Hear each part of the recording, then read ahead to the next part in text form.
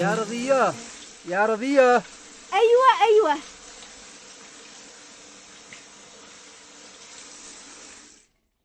حيا بك، نورت البيت.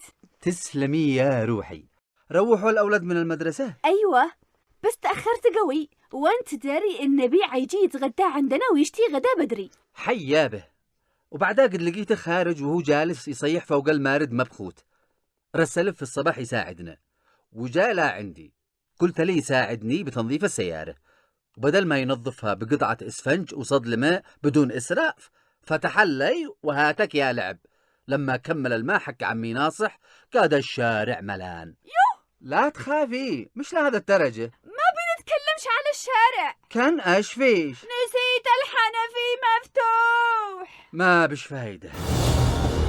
تسلية، متعة بلا حدود.